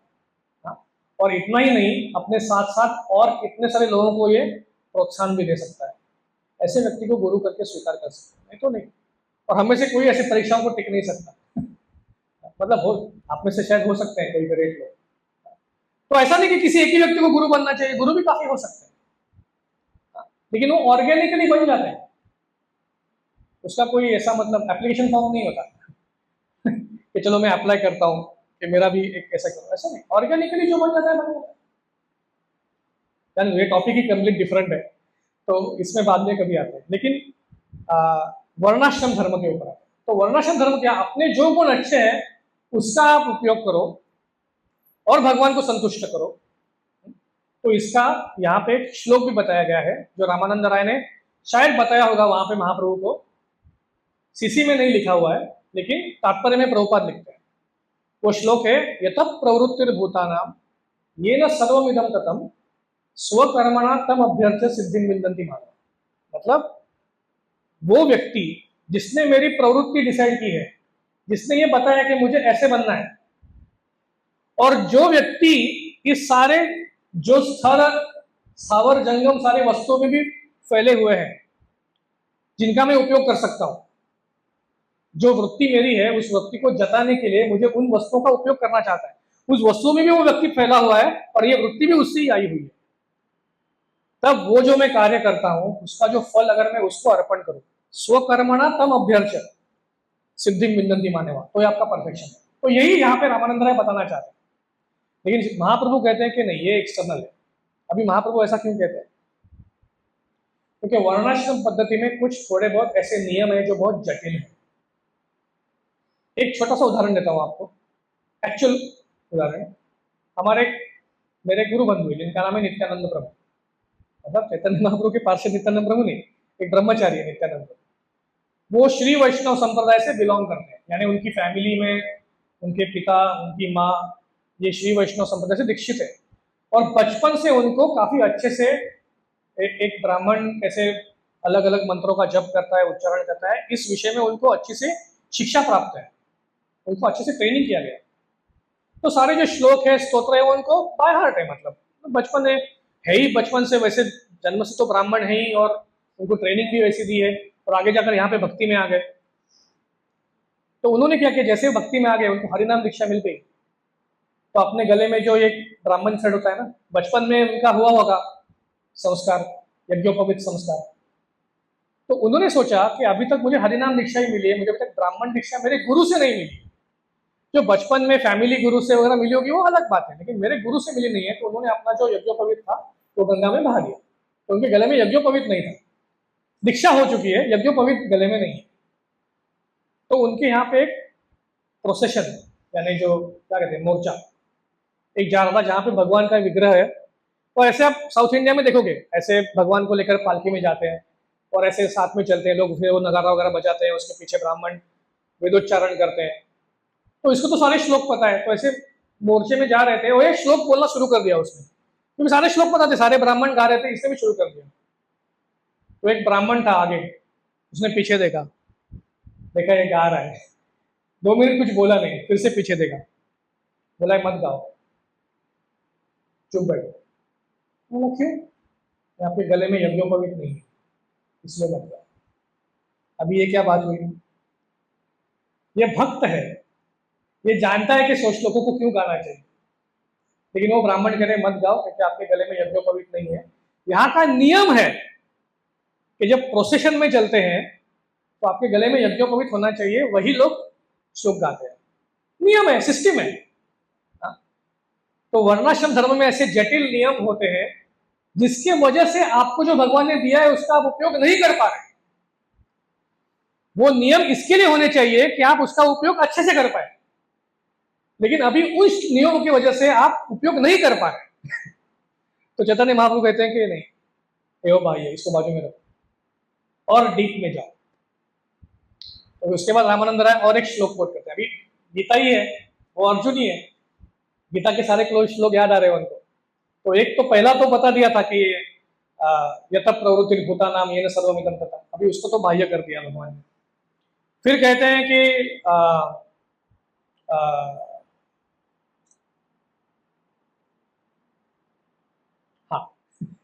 फिर गीता का 9वें अध्याय का श्लोक बताते हैं। अभी 9वां अध्याय ये सेंट्रल अध्याय है, जैसे हम कहते हैं कि सैंडविच का जो बीच का जो सार है वो 9वां अध्याय है। 18 अध्याय है ना गीता में, तो 9वां बीच में आ गया, तो उसमें सारा कुछ है वो क्रीम है, यानी मेयोनीज पनीर जो भी आप चाहते हो वो 9वें अध्याय में ही है। शुरुआती होती है राजविद्या राजगुह्यम, है ना, पवित्रम इदम उत्तमम, भगवान गीता में कहते हैं। So it's essence of Bhagavad Gita. उसमें एक श्लोक है, यत् करोषि यद् अश्नासि यद् जुहोसि ददासि यत् तपस्यसि कौन्तेय तत् कुरुष्व मदर्पणम्। आप जो भी यज्ञ करते हो, जो भी दान करते हो, जो भी तपस्या करते हो और जो भी कार्य करते हो मुझे अर्पण करो, 9वें अध्याय का श्लोक है। तो रामानंद कहते हैं कि ये जीवन का लक्ष्य है। तो भक्ति योग के बारे में कह रहे हैं एक्चुअली। चैतन्य महाप्रभु कहते हैं कि नहीं, ये भी एक्सटर्नल है, भाई है बाजू में रहो। अभी इसको क्यों एक्सटर्नल बोल दिया? तो इसमें प्रभुपाद बताते हैं, एक तात्पर्य में प्रभुपाद लिखते हैं कि इसमें 2 चीजों के ऊपर विश्लेषण या स्पष्टीकरण अभी तक हुआ नहीं। कौन सी 2 चीजें हैं? भगवान कह रहे हैं कि तुम जो खा रहे हो मुझे अर्पण करो, तुम जो तपस्या कर रहे हो मुझे अर्पण करो, जो दान कर रहे हो मुझे अर्पण करो। तो आप क्या बोलोगे? भाई भगवान में और मेरे बॉस में क्या फर्क है?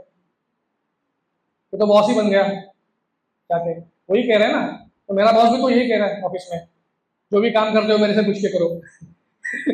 कैंटीन में जाके खाओगे तो मेरे से पूछ के जाओ खाने के लिए।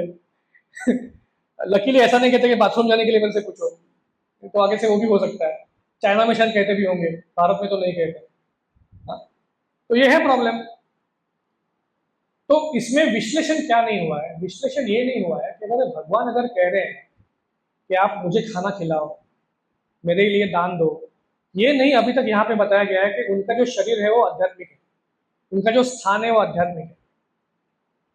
जैसे भगवान चोरी करते हैं, माखन चोर है, तो क्या भगवान की चोरी और किसी नॉर्मल व्यक्ति की चोरी एक समान है? नहीं। जब भगवान चोरी करते हैं माखन, तो जिससे चोरी करते हैं ना उसको इतना प्रेम आता है, लेकिन बाहर दिखा दे कि नहीं नहीं नहीं नहीं, ऐसा नहीं करना चाहिए। फिर यशोदा माई कहती है कि ठीक है कल से नहीं आएगा, नहीं नहीं नहीं ऐसा मत करो, छोड़ो उसको, है ना। तो ये तो चोरी में फर्क है। तो ये बात एस्टेब्लिश नहीं हुई कि भगवान का जो स्थान है वो आध्यात्मिक है। आप उनको दे रहे हो तो भगवान उस वस्तु को स्वीकार नहीं कर रहे हैं, भगवान आपके भाव को स्वीकार कर रहे हैं। इसलिए अभी तक स्पष्टीकरण नहीं हुआ है, ये प्रॉब्लम हो गया। दूसरा प्रॉब्लम क्या हो गया इसमें? दूसरा प्रॉब्लम ये हो गया कि आपका भगवान के सामने स्थान क्या है वो अभी तक पता नहीं है। भगवान ने बोल दिया कि जो भी करोगे मेरे से अर्पण करो। इसका मतलब क्या कि अगर मेरी कैपेसिटी आपसे ज्यादा देने की है तो मैं आपसे बेहतर भक्त हूं। अगर मंदिर के लिए लाइन लगी है और आपने 50 रुपए की लाइन ली है, लेकिन मेरी कैपेसिटी है 300 रुपए की लाइन में जाने का, तो इसका मतलब मैं आपसे बेहतर भक्त हूं। ये दूसरा प्रॉब्लम इसमें हो गया। तो क्या भगवान को दे रहे हैं और मैं ज्यादा दे सकता हूं, तो इसलिए मैं वो सेम देवा हो देवा गणपति देवा, तुमसे बढ़कर कौन, तुम्हारे भक्तजनों में हमसे बढ़कर कौन, तो हमसे बढ़कर कौन नहीं। लेकिन चैतन्य महाप्रभु के जो भक्त है वो क्या कहते हैं, मो समो पतित प्रभु ना पाई गया, मेरे से पतित आप कहीं नहीं पाओगे। ये कहते हैं कि हमसे बढ़कर कौन।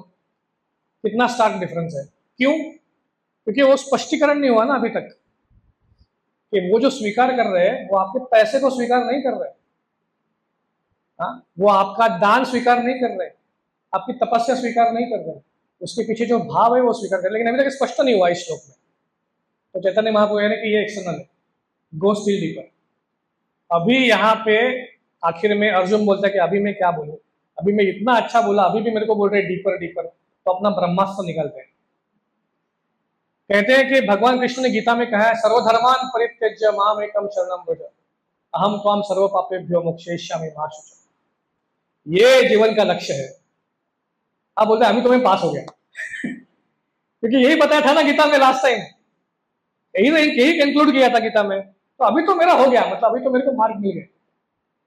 चैतन्य महाप्रभु कहते हैं कि ये भी एक्सटर्नल है, बाजू में रखो इसको। अरे भाई इसको एक्सटर्नल क्यों बोला? अभी ये तो गीता का कंक्लूजन है। चैतन्य महाप्रभु कहते हैं कि ठीक है, मैंने ही बोला था सर्वधर्मन परित्यज्य। कोई मामूली आदमी कर सकता है क्या?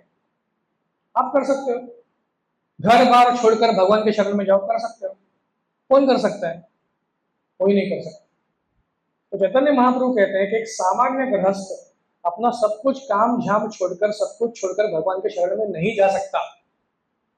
भले मैंने ही क्यों कहा होगा लेकिन ये बाह्य है अब और अंदर जाओ। अरे तो आप भी, अर्जुन सोच रहे हैं आप भी क्या बोलने का, तो उनको और एक श्लोक याद आता है।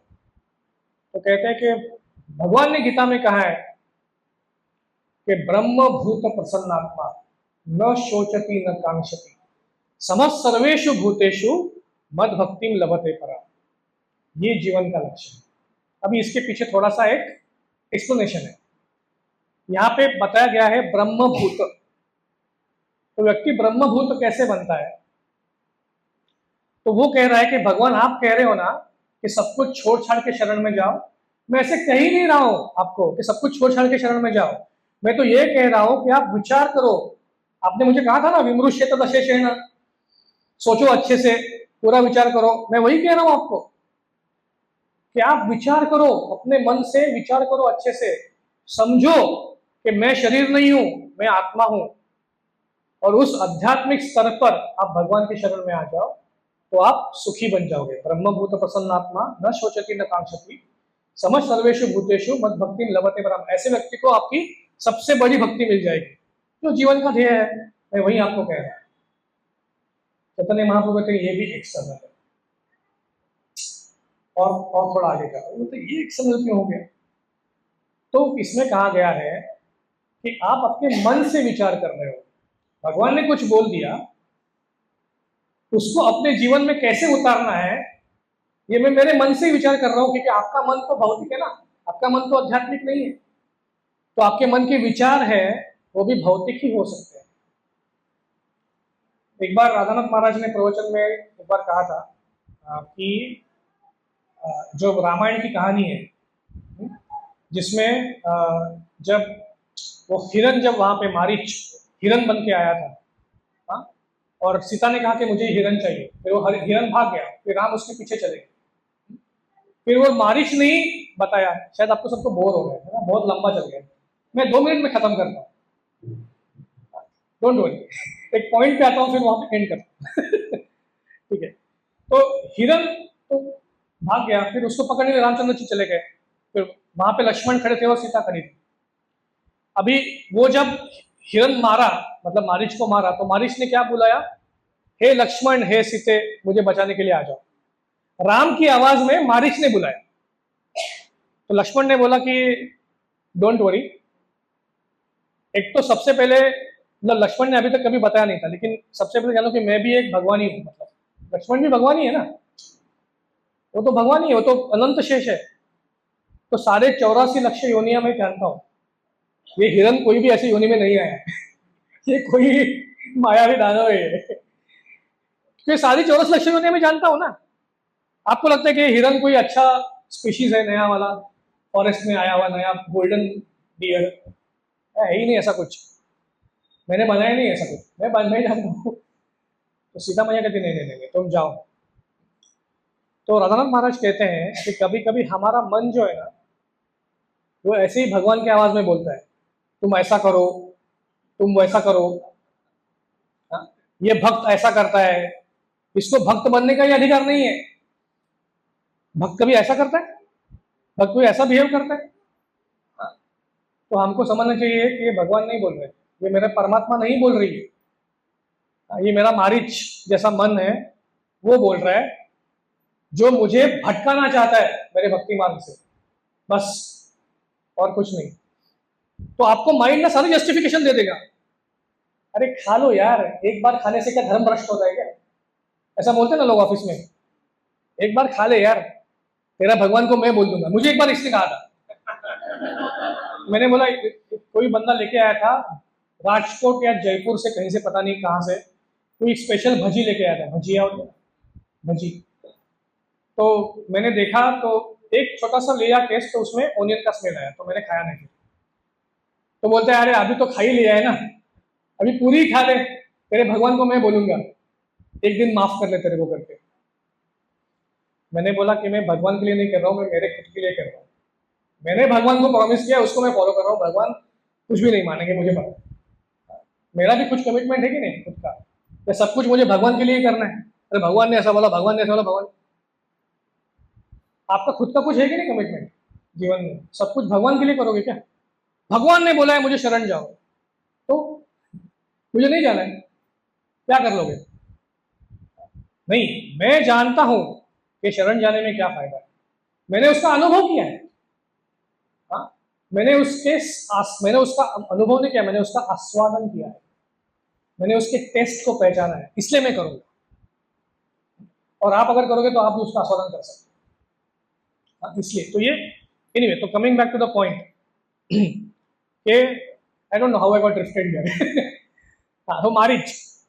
हाँ, तो आपका जो मन है ना, आपके मन से जो आप विचार करोगे, वो मन के विचार भौतिक ही रहेंगे, वो आध्यात्मिक स्तर तक नहीं जा सकते। फिर आप डेल कार्नेगी बन सकते हो, आप ओशो बन सकते हो, लेकिन आप एक भगवान के भक्त वैष्णव नहीं बन सकते। आप ओशो बन सकते हो, कोई प्रॉब्लम नहीं, आपका जो मन कहता है वो कहो, कि मन की सब बात है, मन में विचार करके ही मैंने बनाया ना पूरा संभोग से समाधि, वो बन सकते हो आप, कोई प्रॉब्लम नहीं। लेकिन आप वैष्णव नहीं बन सकते, वो जीवन का परम लक्ष्य नहीं हो सकता। तो चैतन्य महाप्रभु कहते हैं इसलिए एक्सटर्नल है। फिर चैतन्य महाप्रभु कहते हैं अभी और डीप जाओ। फिर अभी यहाँ पे ऐसा कहते हैं कि ये जो रामानंद राय जो व्यक्ति है ना, इसमें 2 पर्सनालिटीज है, एक पर्सनालिटी अर्जुन की है और दूसरी पर्सनालिटी विशाखा सखी की है, जो राधा रानी की जो सहेलियां हैं। अभी यहाँ से विशाखा सखी अपना लेती है रोल। फिर अर्जुन का तो कैपेसिटी हो गया खत्म, तो गीता के बारे में कुछ पता नहीं बेचारे को। तो विशाखा सखी कहती है पहला श्लोक, जो भागवत का श्लोक है, वो कहती है ज्ञाने प्रयास उदपास्य नमन। पहले श्लोक कहता हूँ फिर उसका मतलब है। ज्ञाने प्रयास उदपास्य नमंत एव जीवंती सन्मुखरिताम भवदीय वार्ता स्थाने स्थित श्रुतिगताम तनुवान मनोभिर प्रायेश यो अजित जितो अपि तै सुनो।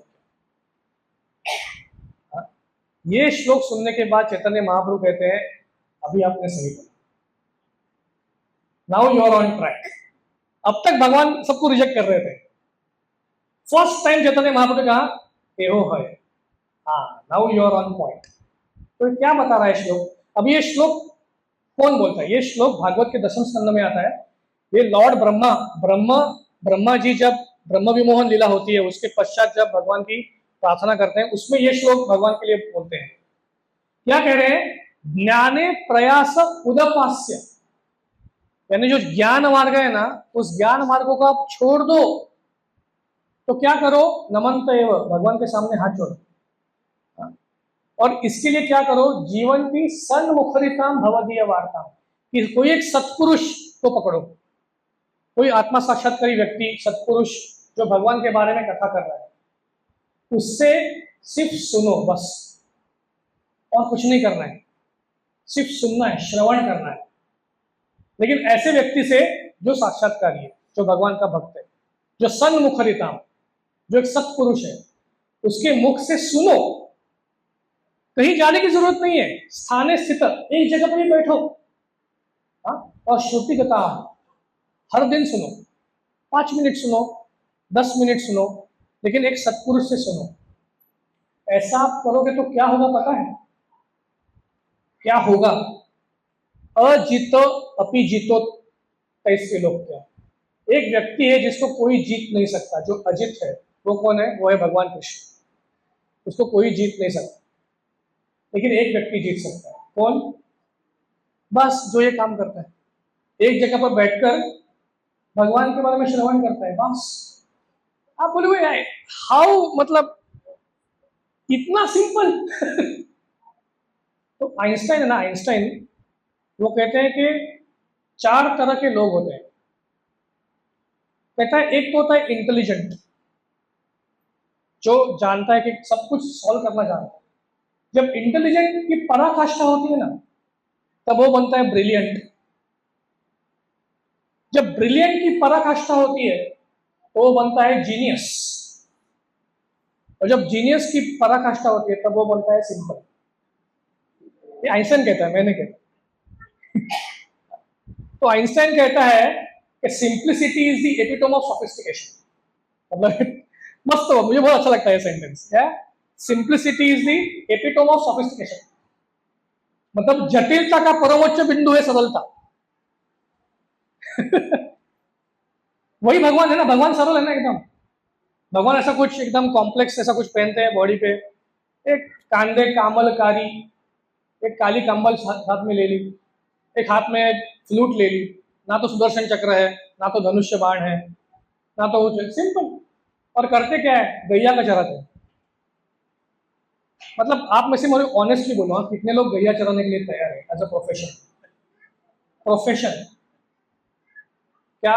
गैया चरानी है बस। मैं तो नहीं कर सकता। तो हैंडल ही नहीं कर सकते ना आप। गैया को हैंडल करना एक ट्रिक होती है। इतना सिंपल काम भगवान करते हैं। कोई बड़ा बड़ा सीईओ सुंदर पिचाई को बोलो चलो आप गैया चराओ, चलो करके दिखाओ, कर पाएगा? नहीं। सोफिस्टिकेशन है, लेकिन सोफिस्टिकेशन का परमोच्च बिंदु नहीं है। तो परमोच्च बिंदु आएगा तो सिंप्लिसिटी हो जाए। तो भगवान कृष्ण क्या करते हैं? ऐसा कुछ टेंशन नहीं है, एक जगह पे खड़े होकर बांसुरी बजाते हैं, गया अपने आप ही आ जाती है। कुछ हाकने की जरूरत नहीं, कुछ करने की जरूरत नहीं, ऐसा कुछ नथिंग, ऐसा हाईफाई कुछ भी नहीं है, सब सिंपल ही है। मतलब अब सर के ऊपर क्या कोई मतलब वो क्या गैप की कैप पहनी है या ऐसा कुछ पहना है? ऐसा नहीं। एक पगड़ी पहन लिया बस, उसमें मुकुट लगा दिया, एक मोर पंख लगा दिया, उसमें भी कुछ हाईफाई चीज नहीं है। अब गले में माला पहन ली, वनमाला पहन ली, मतलब ये भी बहुत अच्छे फूल है एक्चुअली। भगवान तो ये इतने अच्छे फूल भी नहीं पहनते, वो तो वनमाला मतलब जंगल में थोड़े फूल वगैरह है उसके ही पहन लिए। किसी फ्रेंड ने आकर कान के पीछे फूल लगा दिया तो वो वही रख दिया वहां पे कान के पीछे, चलो। अरे ये क्या है मतलब, सिंपलिसिटी। तो भगवान ना सिंपल है, तो उनके सारे तरीके भी सिंपल है। तो भगवान को आप सोफिस्टिकेशन से उनको जीत नहीं सकते, उनको सिंपलिसिटी से ही जीत सकते। तो क्या कहते हैं, एक जगह पर बैठो, सुनो, और आप देखो कि भगवान के जितने भी भक्त हैं ना, वो अपने जीवन में यही काम करते हैं कि बैठते हैं और सुनते हैं। आप देखोगे प्रहलाद महाराज के भी भागवतम में वो प्रहलाद और वो अवधूत ब्राह्मण को मिलते हैं। तो वो अवधूत ब्राह्मण, तो प्रहलाद महाराज क्या पोजीशन है, आपने मूवी देखी होगी, क्या लेवल है। उनको एक ब्राह्मण दिखाई देता है, अवधूत ब्राह्मण बैठा है रास्ते पे, उससे सुनते हैं। प्रहलाद महाराज बैठते हैं, बोलते आप बताओ मुझे भगवान के बारे में बताओ। वो उनको इंस्ट्रक्ट करता है, तो क्या लेवल है, उनको वही पसंद है। गोपी गीत में क्या लिखा है, तव कथामृतम तप्त जीवनम कवि भी रिदितम कलमशापम। ऐसा नहीं कि गोपियों के पास हमेशा भगवान होते हैं, भगवान छोड़ के चले जाते हैं। लेकिन भगवान छोड़ के चले जाते तो गोपियां क्या करती है, उनके बारे में सुनती है, एक दूसरे से सुनती है बस। गोपियां तो इसमें कह रही है कि जो आपकी कथा का मतलब लोगों को कीर्तन करता है, तव कथामृतम, वो भूरिदा जना, वो सबसे कृपालु व्यक्ति है, ग्रेट व्यक्ति है, ऐसे में मानती है। गोपियां ऐसे कह रही है, तो उसमें कुछ हाईफाई कुछ भी नहीं है। अभी आप में से किनको लगता है कि ये करना बहुत डिफिकल्ट है लाइफ में? जो पहले सारे बताए थे, अभी उसके साथ ये कंपेयर करो। वर्णाश्रम का आचरण करना, सर्वधर्मान परित्यज्य करना, जो भी खा रहे हैं कर रहे सब कुछ भगवान को अर्पण करना, ब्रह्मभूत प्रसन्न आत्मा, मतलब अपने शरीर के स्तर के ऊपर जाना। मैं आज डेंटिस्ट के पास गया था, भाई पता चलता कि आपका कुछ नहीं है बॉडीली, मतलब आपको पता नहीं होगा, उन्होंने पहले मुझे इंजेक्शन दिया, वो इंजेक्शन इतना पेनफुल था, ऐसी एक वेदना चली गई मेरे सर के ऊपर, मैं बोला अरे मर गया। और वो करने के बाद पूछता है आर यू ऑल राइट, बोला यार, मैंने बोला हाँ आई एम ऑल राइट। तो उसको समझा मतलब मेरे टोन से के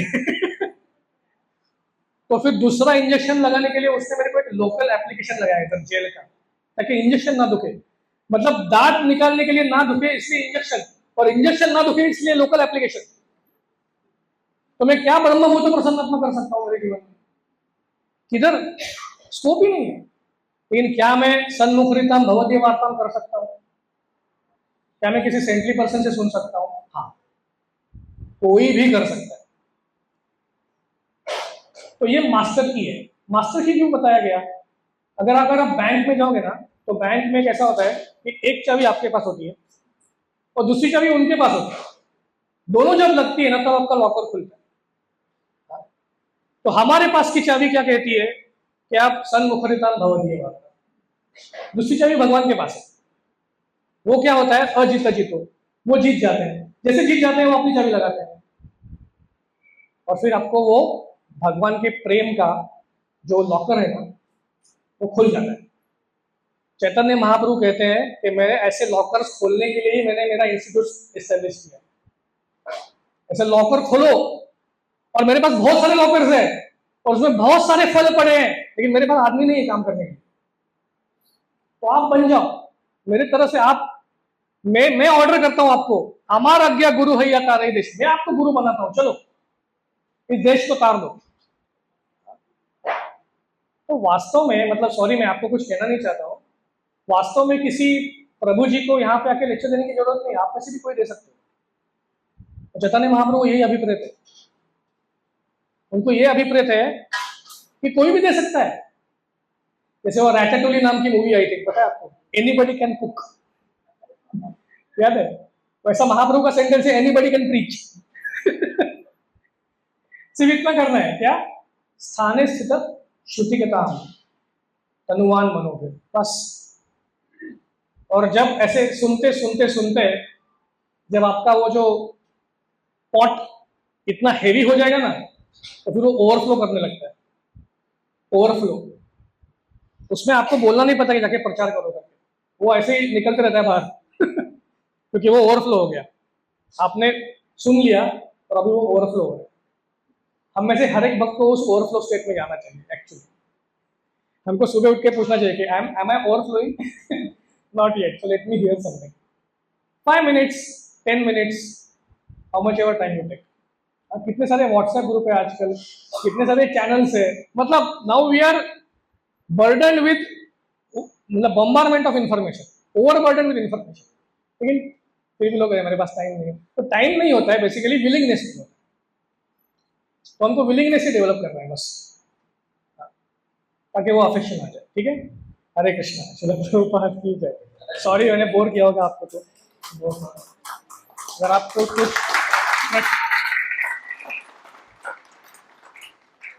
I think I went over time, लेकिन किसको कुछ प्रश्न वगैरह है तो हम पूछ सकते हैं। तो अभी क्विकली एक कीर्तन करें। ओ माता जी, है क्वेश्चन।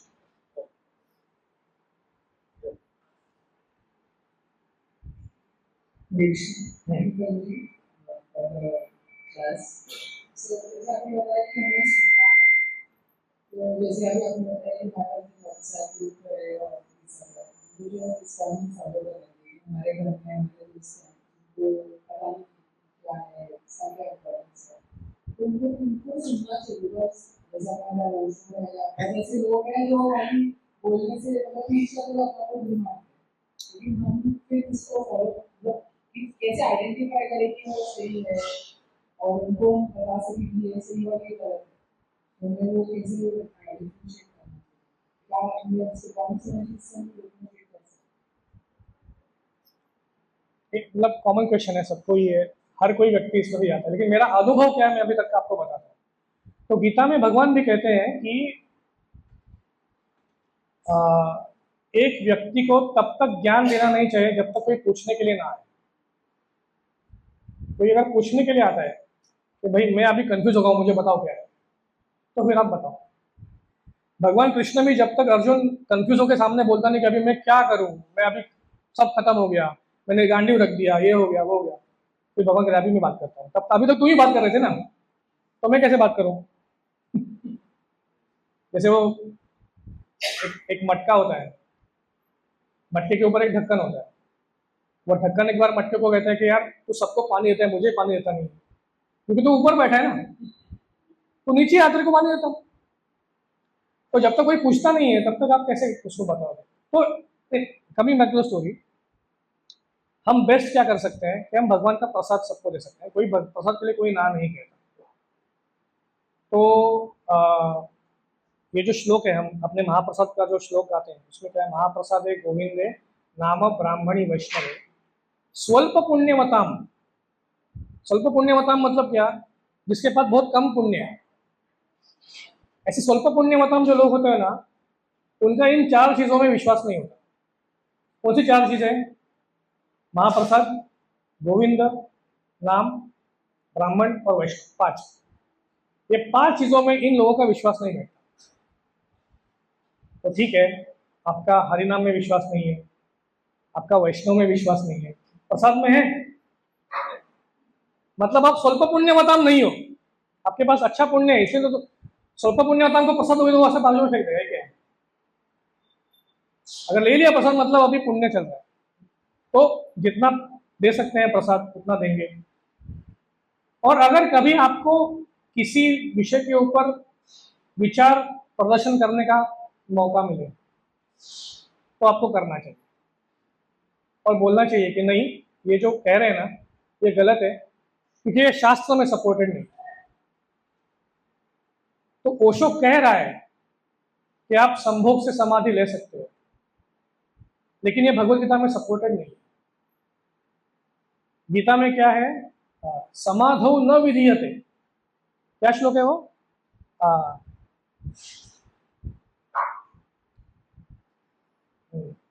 बाद में देख लीजिए गूगल करके।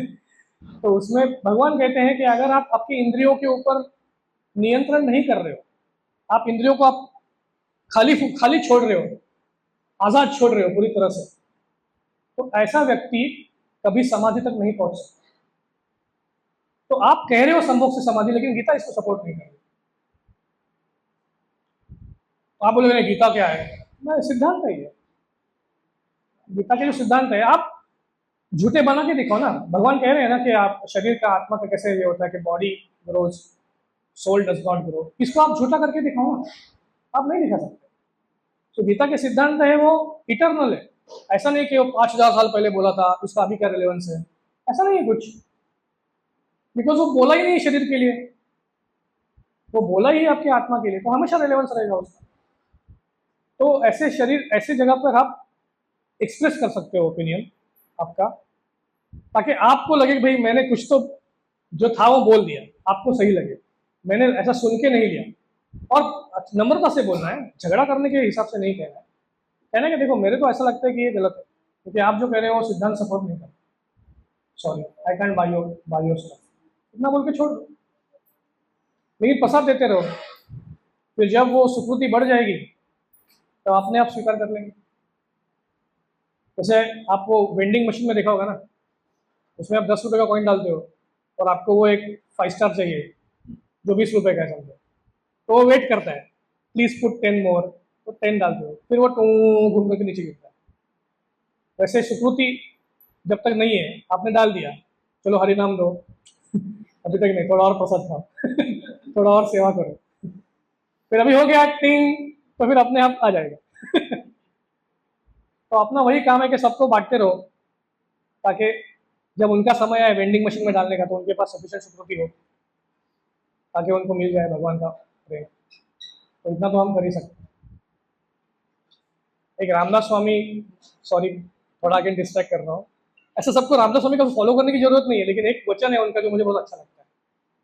वो कहते हैं, जे आपणासी ठावे ते इतरांशी शिकवावे, शहाणे करून सोडावे सकळ जन, शहाणे करावे जन, पतित करावे पावन, सृष्टीमध्ये भगवत भजन वाढवावे। काय जे आपणासी ठावे ते इतरांशी शिकवावे, शहाणे करून सोडावे सकळ जन, जो अपने को मालूम है दूसरों को सिखाओ, और सबको इंटेलिजेंट बनाओ। एवरीवन शुड बिकम शहाणे, मतलब 1.5 शहाणे नहीं, शहाणे वाइज। शहाणे करावे जन, पतित करावे पावन, सृष्टीमध्ये भगवत भजन वाढवा, हे करना है जो आपण असे ठावे इतरांशी शिकवा, शहाणे करून सोडावे सकाळी, हळूहळू धीरे धीरे वो भगवत भजन बढ़ जाएगा, ऐसे एकदम से नहीं बढ़ेगा, सिखाना पड़ेगा, धीरे धीरे सिखाओ, जितना है उतना सिखाओ, जितना पता है उतना सिखाओ, जितना नहीं पता सॉरी मुझे नहीं पता, आई डोंट नो, ठीक है। So the main source is Prasad and humility ये 2 चीजों से ही आप लोगों को जीत सकते हो। कि लोग बोले अरे ये हमेशा तो मेरे को उल्टा बैक आंसर करता था, लेकिन अभी बैक आंसर नहीं कर रहा है, कुछ तो हो गया चीज। सॉरी एक थोड़ा सा और एक बताता हूँ मेरा पर्सनल एक्सपीरियंस। अभी मेरा एक्चुअली वैसा कुछ इंटेंशन नहीं था, लेकिन वो ऐसे हो गया। तो मेरे ऑफिस में एक मेरा कलीग था, उसका नाम था धीरज गिरिधर करके, नाम बहुत अच्छा है, धीरज गिरिधर। तो वो एक बार मेरे घर पे आया था, तो मैंने उसको बोला था ऐसे ही चलो घर पे, मतलब मेरा मोटिव था कि उसको प्रीच करें। तो मेरे घर पे आया, तो मैंने बोला कि मैंने माँ को बता के रखा था कि आप थोड़ा वो पूरन पोली वगैरह हम महाराष्ट्र में बनती है, तो पूरन पोली बनाओ, उसने कभी खाई नहीं होगी तो उसको अच्छा लगेगा, हम ऑफर करके उसको दे देंगे। ऐसे में उसको घर पे लेके आया। तो फिर उसने बोला कि अरे आज तो कोई इंग्लैंड की मैच चल रही है, इंग्लैंड या कोई पता नहीं कोई 2 कंट्रीज की मैच चल रही थी, उसको बहुत इंटरेस्ट था वो देखने के लिए। तो उसने बोला लगाऊं मैं मैच। अभी मैं उस समय पे क्रिकेट बिल्कुल नहीं देखता था, मैं अभी भी नहीं देखता हूँ इतना, लेकिन कभी कभी वो थोड़ा संगत लग जाती है, तो उसमें कभी कभी ऐसा हो जाता है, मेरा पैर फिसल जाता है लेकिन तो उस समय पे तो बहुत ही ऐसा, मतलब काउंसलर ने बोला था कि नहीं क्रिकेट नहीं देखने का, ये नहीं करने का, वो नहीं करने का, तो मैं नहीं करने का। तो उसने बोला कि क्रिकेट लगा के, तो मैं बोल सकता था कि नहीं लगाऊंगा मैं घर पे, मेरे घर पे क्रिकेट नहीं लगता। बोला ठीक है चल लगा लिया, तो लगा दिया। तो वो क्रिकेट देख रहा था, तो उसकी तो अपेक्षा थी कि मैं उसके बाजू में बैठूंगा, फिर हम कमेंट करेंगे कैसा कौन कैसा खेल रहा है, क्या कर रहा है, फिर हम उसके ऊपर डिस्कशन करेंगे। तो मैंने ऐसा कुछ किया ही नहीं, मैं जाके फिर वहाँ पे मेरी माँ को हेल्प कर रहा था, फिर वो सब हो गया, फिर उसने वगैरह खाया। फिर 1-1.5 साल के बाद उसका दीक्षा हो गई भक्ति विकास महाराज के साथ। तो फिर उसको किसी ने पूछा कि भाई आप how did you get inspired, तो कहते हैं कि यार ये मेरे में फ्रेंड के घर पे गया था और उसको क्रिकेट में इंटरेस्ट नहीं, that inspired me the most, कि ऐसा कैसा कोई व्यक्ति हो सकता है जिसको क्रिकेट में इंटरेस्ट नहीं है। मुझे ऐसा नहीं था कि क्रिकेट में इंटरेस्ट नहीं था, मैं तो किसी ने बताया था कि मत करो तो मैं नहीं कर रहा था, बट उसको ऐसा लगा कि यार ये बंदा क्रिकेट में इंटरेस्टेड नहीं है, यानी इसके पास जो है वो बहुत बड़ी अच्छी चीज है। अब भारत में रहते और क्रिकेट में इंटरेस्ट नहीं है। कहते हैं ना कि cricket is the religion and Tendulkar is the God. अब मुझे दोनों में इंटरेस्ट नहीं है, तो मुझे तो मेरा कोई और ही रिलीजन चल रहा है, मेरा और ही कोई गॉड है, जिसको मुझे इसमें इंटरेस्ट है, तो वो उसको बहुत अच्छा लगा। इन शॉर्ट, कि भक्ति से जो आपके मन में परिवर्तन आएगा, आपके बर्ताव में जो परिवर्तन आएगा, वो लोग देखेंगे और उसको सेंस करेंगे, और वो सबसे बेहतर तरीका है। और एक तरीका हमेशा कहा जाता है, गौरंग प्रभु कहते हैं कि best preaching is a happy devotee. Happy devotee is a best preaching. और सचमुच अगर आप हरे हरे कृष्ण महामंत्र का जब अच्छे से कर रहे हो ना हर दिन, तो आप देखो कि आप गहरे से गहरे संकट में भी ना आप पीसफुल रहोगे, क्योंकि आप अनुभव कर रहे हो भगवान के अस्तित्व को, आप अनुभव कर रहे हो। आपके लिए वो थ्योरी नहीं है, वो प्रैक्टिस है, तो वो होता है। हरे कृष्ण। प्रभुपाद की जय।